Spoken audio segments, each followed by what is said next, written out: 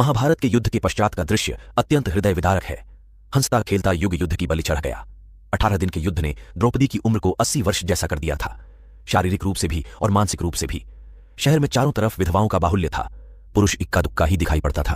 अनाथ बच्चे घूमते दिखाई पड़ते थे और उन सबकी वह महारानी द्रौपदी हस्तिनापुर के महल में निश्चेष्ट बैठी हुई शून्य को निहार रही थी। तभी श्रीकृष्ण कक्ष में दाखिल होते हैं। द्रौपदी कृष्ण को देखते ही दौड़कर उनसे लिपट जाती है। श्रीकृष्ण उसके सिर को सहलाते रहते हैं और रोने देते हैं। थोड़ी देर में उसे खुद से अलग करके समीप की पलंग पर बैठा देते हैं। द्रौपदी बोली, यह क्या हो गया सखा? ऐसा तो मैंने नहीं सोचा था। तब भगवान कृष्ण कहते हैं, नियति बहुत क्रूर होती है पांचाली, वह हमारे सोचने के अनुरूप नहीं चलती, वह हमारे कर्मों को परिणामों में बदल देती है। तुम प्रतिशोध लेना चाहती थी और तुम सफल हुई। द्रौपदी, तुम्हारा प्रतिशोध पूरा हुआ। सिर्फ दुर्योधन और दुशासन ही नहीं, सारे कौरव समाप्त हो गए। तुम्हें तो प्रसन्न होना चाहिए। द्रौपदी बोली, सखा, तुम मेरे घावों को सहलाने आए हो या उन पर नमक छिड़कने के लिए? श्रीकृष्ण ने कहा, नहीं द्रौपदी, मैं तो तुम्हें वास्तविकता से अवगत कराने के लिए आया हूं। हमारे कर्मों के परिणाम को हम दूर तक नहीं देख पाते हैं और जब वे समक्ष होते हैं तो हमारे हाथ में कुछ नहीं रहता। द्रौपदी बोली, तो क्या इस युद्ध के लिए पूर्ण रूप से मैं ही उत्तरदायी हूं वासुदेव?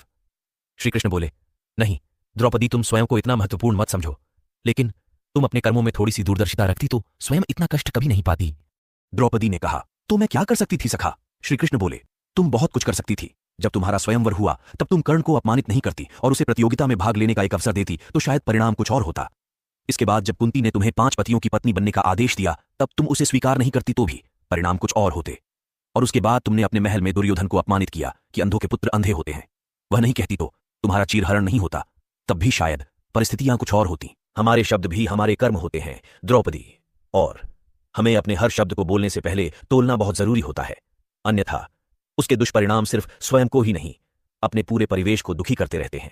संसार में केवल मनुष्य ही एकमात्र ऐसा प्राणी है जिसका झर उसके दांतों में नहीं, शब्दों में है। इसलिए शब्दों का प्रयोग सोच समझ कर करें। ऐसे शब्द का प्रयोग कीजिए जिससे किसी की भावना को ठेस ना पहुंचे। इस संबंध में कबीरदास जी ने भी लिखा है, ऐसी वाणी बोलिए मन का आपा खोए, औरन को शीतल करे, आप हूं शीतल होए। दोस्तों, मैं उम्मीद करता